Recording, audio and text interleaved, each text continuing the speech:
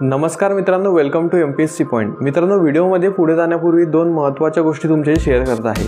बघा, आता मी कुठलाही टीचर वगैरे नाही आहे आणि हा जो व्हाईट बोर्ड आहे तो देखील माझा नाही आहे. आमच्या जवळचे जे एक शिक्षक आहेत त्यांची ही रूम आहे आणि त्यांचा हा व्हाईट बोर्ड आहे. चला तर आजच्या व्हिडिओला आपण सुरुवात करूया.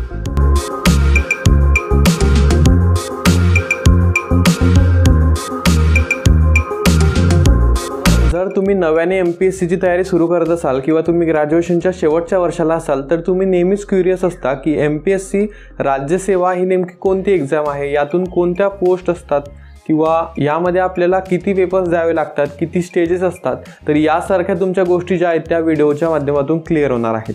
प्रथमतः आपण जाणून घेऊया. बघा, MPSC काय आहे. MPSCचा full form most of the लोकांना माहीत असेल. MPSC म्हणजेच Maharashtra public service commission. Okay, हे एक कमिशन आहे. आता हे आर्टिकल कॉन्स्टिट्यूशन तुम्हाला माहीत असेल, संविधान, तर संविधानाच्या कलम 315 अनुसार स्थापित झालेलं एक कॉन्स्टिट्यूशनल बॉडी आहे. ओके, आता MPSC हा कमिशन आहे. हा कमिशन काय करतो तर various group A, group B आणि ग्रुप C म्हणजे क्लास 1, क्लास 2 आणि क्लास 3 ऑफिसर जे आहेत त्यांची निवड करण्यासाठी एक्झामची जी प्रक्रिया आहे ते पूर्ण करत असतो. आता MPSC एकच परीक्षा घेते का तर नाही. आता तुम्ही म्हणता मला MPSC द्यायची आहे, तर तसं नाही. MPSCमध्ये स्पेसिफिक वेगवेगळ्या परीक्षांची नावं आहेत, ते तुम्हाला माहीत असायला हवी. बघा, लिस्ट ऑफ MPSC एक्झाम मी तुम्हाला सांगत आहे. प्रथमतः तर MPSC राज्यसेवा एक्झाम, त्यानंतर MPSC combine group B exam, त्यानंतर MPSC combine group C exam, त्यानंतर अगोदर मित्रांनो MPSC forest services, MPSC agriculture services आणि MPSC इंजिनिअरिंग सर्व्हिसेस या परीक्षा घेतल्या जायच्या. परंतु आता त्या तिघं परीक्षेऐवजी MPSC टेक्निकल कंबाईन एक्झाम जी आहे ती घेतली जाणार आहे. त्यानंतर आर्मीची एक्झाम असेल MPSCची, त्यानंतर ज्युडिशियल सर्व्हिसेस आहेत मित्रांनो. अशा प्रकारच्या परीक्षा MPSC घेत असते. तर आपण या व्हिडिओमध्ये MPSC राज्यसेवेविषयी स्पेसिफिकली डिस्कस करणार आहोत.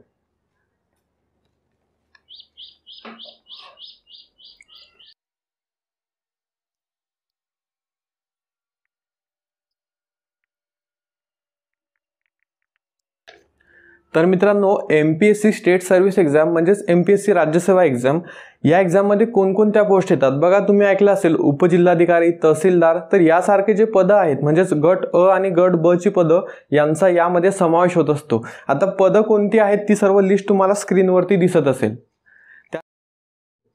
त्यानंतर आता बघा, व्हेरियस क्लास 1 आणि क्लास 2च्या पोस्ट या एक्झाममधून सिलेक्ट होत असतात. आता या एक्झाममधून जर तुम्हाला एखादं पद मिळवायचं असेल तर त्यासाठीच्या 3 स्टेजेस आहेत.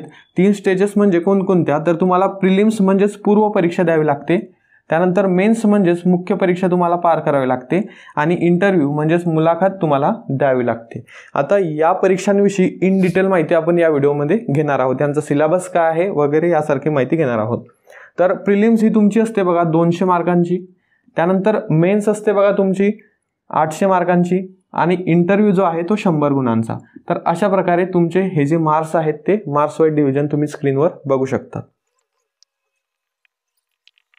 तर मित्रांनो बघा, पूर्व परीक्षा ही सर्वात अगोदर घेतली जात असते. तर पूर्व परीक्षेला इलिजिबिलिटी काय आहे ते आपण बघूया. बघा, आता मी रफली तुम्हाला इलिजिबिलिटी सांगत आहे, पात्रता सांगत आहे.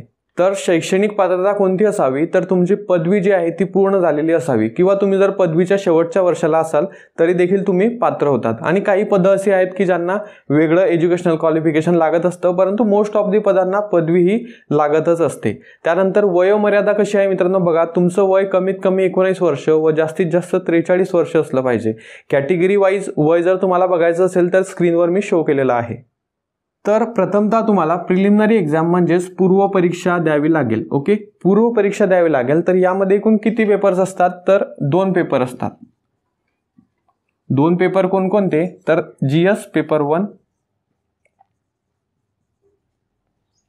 आणि CSAT पेपर 2. तर मित्रांनो, तुम्हाला GSचा पेपर द्यावा लागतो, CSATचा पेपर द्यावा लागतो. दोघंही पेपर जे आहेत ते कंपल्सरी तुम्हाला द्यावेच लागणार आहेत. आता GSचे मार्क बघा, 200 गुणांसाठी तुम्हाला GSचा पेपर द्यायचा आहे आणि 200 गुणांसाठी CSATचा देखील पेपर द्यायचा आहे. प्रत्येक प्रश्नाला आता बघा 100 प्रश्न GSमध्ये असणार आहेत आणि यामध्ये 80 प्रश्न असणार आहेत. ओके, आता हे प्रश्न आहेत आणि हे गुण आहेत, हे लक्षात घ्यायचं आहे. म्हणजे एका प्रश्नाला तुम्हाला 2 गुण आहेत. ओके, आणि इथं एका प्रश्नाला तुम्हाला 2.5 गुण आहेत. या गोष्टी क्लिअर झाल्या असतील. बघा आता यामध्ये निगेटिव्ह मार्किंग आहे का, तर हो निगेटिव्ह मार्किंग आहे. 2020 पासून निगेटिव्ह मार्किंग ही 1/4 करण्यात आलेली आहे. म्हणजेच 0.25% ही निगेटिव्ह मार्किंग तुम्हाला यामध्ये लागू असणार आहे. म्हणजे समजा प्रश्न जर तुमचा 2 गुणांचा आहे तर जर तुमचा एखादा प्रश्न चुकला तर बरोबर गुणांमधून तुमचे 0.5 मार्क्स जे आहेत ते कमी होतील. तर अशा प्रकारे 0.25% यामध्ये निगेटिव्ह मार्किंग असते. आता प्रश्न उरतो की जर आम्हाला ही परीक्षा द्यायची असेल तर यामध्ये सिलेबस काय आहे, पेपर 1 साठी काय अभ्यासावं लागतं, पेपर 2 CSAT म्हणजे नेमकं काय, तर त्याविषयी देखील इन डिटेल मी तुम्हाला सांगतो. तर मित्रांनो, राज्यसेवा पूर्व परीक्षेमध्ये जे 2 पेपर असतात तर त्यामध्ये नेमके कोणते विषय आपल्याला अभ्यासायचे असतात ते आपण आता बघूया. बघा, राज्यसेवा पूर्व परीक्षा यामध्ये 2 पेपर आहेत. पेपर 1 100 प्रश्न असतात, 200 गुण असतात. पेपर 2 80 प्रश्न असतात, 200 गुण असतात. तर पेपर 1 मध्ये कोणकोणते विषय आहेत ते लक्षात घ्या. आता डिटेल सिलेबस तुम्ही स्क्रीनवरती बघू शकता. त्यानंतर आपण ओझरते विषय जे आहे ते बघूया. सिलेबस जर हवा असेल तर डिस्क्रिप्शनमध्ये लिंक दिलेली आहे, PDF तुम्ही डाउनलोड करू शकता.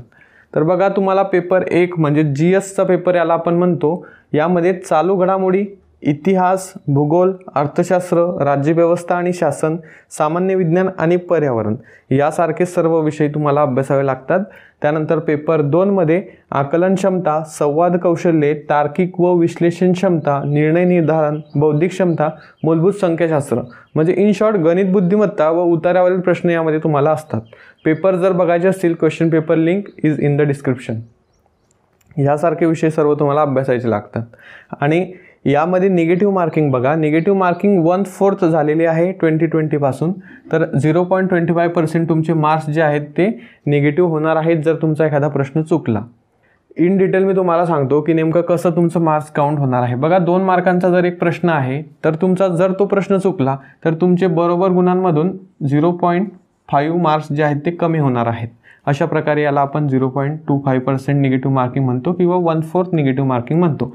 4 प्रश्न चुकले तर 1 गुण वजा होईल. मित्रांनो, पूर्व परीक्षा ही एकूण 400 गुणांची असते आणि त्या 400 गुणांपैकी एक कट ऑफ लागत असतो.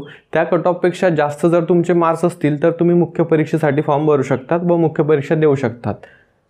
तर हे जे आहे मित्रांनो, वॅकन्सी जितके असतील तर त्याच्या 15 पट मुख्य परीक्षेसाठी विद्यार्थी पात्र होत असतात. तर मुख्य परीक्षेमध्ये एकूण किती विषय असतात किंवा किती पेपर्स असतात ते आपण बघूया. बघा, तुम्हाला माहीत असेल मुख्य परीक्षा ही 800 गुणांसाठी होत असते. यामध्ये एकूण 6 पेपर्स असतात. तर 6 पेपर्स आता बघा, मी इथं तुम्हाला इन डिटेल सर्व काही माहिती देतो. 3, 4, 5, 6 तर अशा प्रकारचे 6 पेपर्स तुमचे स्टेट सर्व्हिस मेन्स म्हणजे राज्यसेवा मुख्य परीक्षेमध्ये असणार आहेत. पेपर 1 आहे लँग्वेज डिस्क्रिप्टिव्ह पेपर. पेपर 2 आहे लँग्वेज ऑब्जेक्टिव्ह पेपर.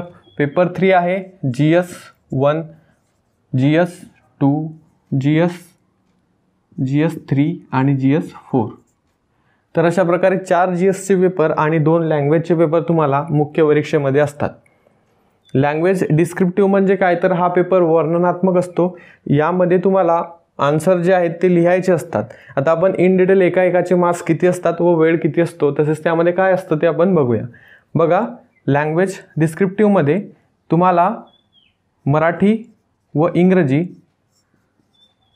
या दोघंही लँग्वेजमध्ये पेपर जो आहे तो सोडवायचा असतो. मराठी व इंग्रजी म्हणजे काय, तर मराठीमध्ये तुम्हाला निबंध, त्यानंतर सारांश आणि भाषांतर या 3 गोष्टी लिहायच्या असतात. सेम इंग्रजीमध्ये पण या 3 असतात. तर या पेपरसाठी तुम्हाला 100 गुण असतात.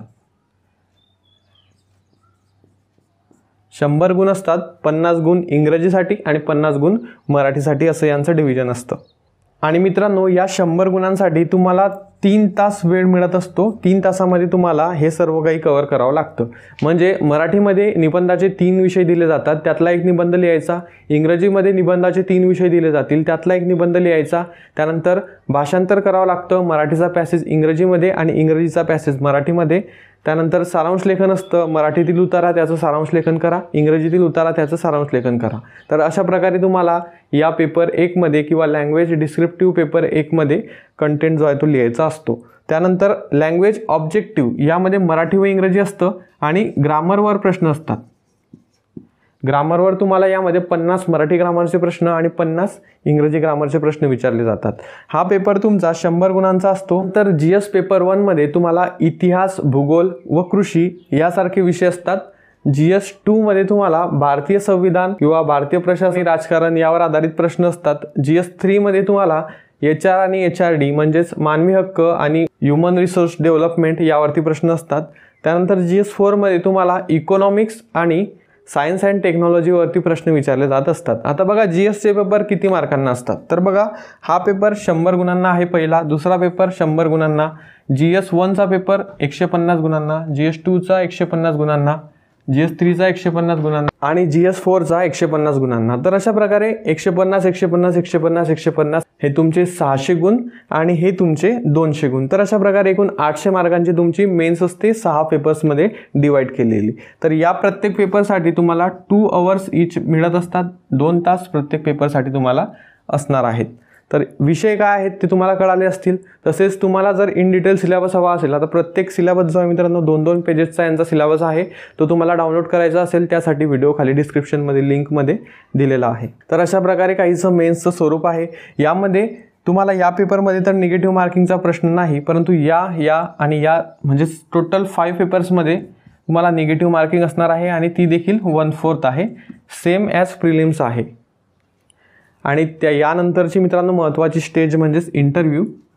तर इंटरव्ह्यू तुमचा 100 गुणांचा असतो आणि टॉपर जे असतात त्यांना 70 to 75 या रेंजमध्ये मार्क्स जे आहेत ते मिळत असतात. तर आय होप की तुमच्या सर्व काही कॉन्सेप्ट ज्या आहे किंवा गोष्टी ज्या आहेत या परीक्षेविषयी त्या तुम्हाला माहीत झाल्या असतील. मित्रांनो, तुम्हाला अजून काही गोष्टी माहीत करायच्या असतील किंवा यामध्ये अनावधानाने काही गोष्टी सुटून गेलेल्या असतील तर तुम्ही कमेंट सेक्शनमध्ये विचारू शकतात. आणि जर तुम्हाला हा व्हिडिओ आवडला असेल तर तुम्ही या व्हिडिओला लाईक करून आमच्या चॅनलला सबस्क्राईब करू शकता. आजच्या व्हिडिओसाठी एवढेच. भेटूया पुढच्या व्हिडिओमध्ये. Thank you for watching.